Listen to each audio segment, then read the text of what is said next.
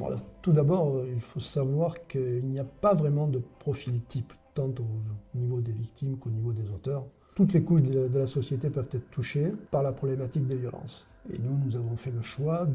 d'intervenir sur les quartiers prioritaires, sur les quartiers les plus en difficulté de la ville de Toulon, dans lesquels les publics sont le plus éloignés de l'information, notamment sur leur accès au droit. Oui, la porte d'entrée pour s'intéresser à ce public, principalement féminin, mais ça a été une volonté de l'association, d'où l'intitulé, Femmes d'aujourd'hui, c'est pas innocent. Ça a été un petit peu de leur donner accès à de multiples activités dont elles étaient exclues, l'accès à la culture, l'accès aux activités sportives, l'accès aux loisirs dans leur globalité. Et le plus important pour nous,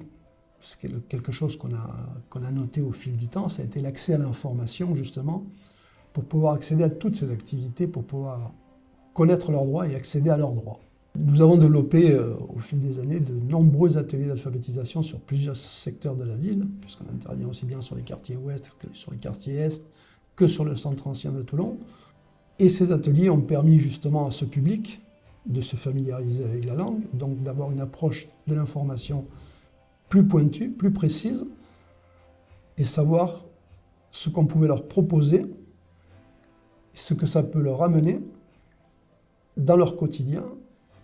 et surtout les connaissances pour accéder à leurs droits. La mise en confiance de ces femmes se fait dès lors que la barrière de la langue n'existe plus. Dès qu'on arrive à l'effacer, du fait qu'au sein de l'association, on a des intervenants, des travailleurs sociaux qui maîtrisent plusieurs langues, qui sont de cultures diverses et en même temps qui rejoignent un petit peu celles des publics reçus, facilitent l'échange, met en place cette confiance nécessaire pour que la femme puisse exprimer ses difficultés, comprendre ce qu'on peut lui apporter comme solution par rapport aux problématiques qu'elle rencontre, et savoir que l'état de victime n'est pas une fatalité, et dès lors qu'on arrive à leur faire passer nos messages, notre message, elles sont en mesure de comprendre et d'accepter l'idée qu'on peut les sortir de ces situations-là par l'accompagnement qu'on va mettre en place, par les orientations qu'on va mettre en place, leur expliquer qu'on va les prendre en charge dans la globalité de leur démarche, avec l'appui qu'on peut apporter au niveau de leurs enfants, au niveau des recherches d'hébergement d'urgence, au niveau du soutien financier qu'on peut solliciter auprès d'organismes comme la CAF, et la difficulté principale à laquelle elles sont confrontées, c'est-à-dire le dépôt de plainte. Il faut qu'elles arrivent à franchir ce pas en comprenant que la première personne à sauver, c'est elle.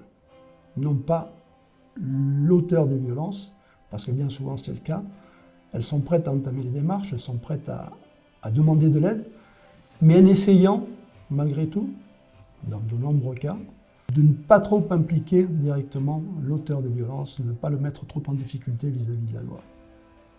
Le dépôt de plainte va être facilité par un accompagnement physique, par le fait que la personne qui va accompagner maîtrise la langue de la personne qui est accompagnée de la victime. L'orientation qui va être faite dans un premier temps dans le dépôt de plainte vers l'assistante sociale, l'intervenant social, qui est salarié de l'association mais qui est détaché à temps plein sur le commissariat central de Toulon, et l'appui sur lequel on va pouvoir compter au niveau des partenaires du réseau qui intervient au niveau de la lutte contre la violence, mise en place depuis pas mal d'années maintenant, et les associations partenaires telles que la VIV, telles que le CIDFF, telles que Havre. J'aurais tendance à penser que le fait d'intervenir sur des quartiers puisse être restrictif dans la façon dont on perçoit notre intervention, mais qu'en fait, au jour d'aujourd'hui, c'est toutes les couches de la société qui sont susceptibles d'être confrontées aux violences conjugales. Donc, on accueille des femmes et on reçoit des femmes qui viennent de tous horizons, principalement des quartiers, mais également des couches de société qui sont tout à fait autres et qui peuvent toucher des femmes qui ont une connaissance de leurs droits, mais qui sont dans une crainte, qui ont besoin d'un appui, qui ont besoin d'un accompagnement, et qu'elles soient du quartier ou qu'elles soient de tout autre horizon, on est là pour leur venir en aide et les accompagner.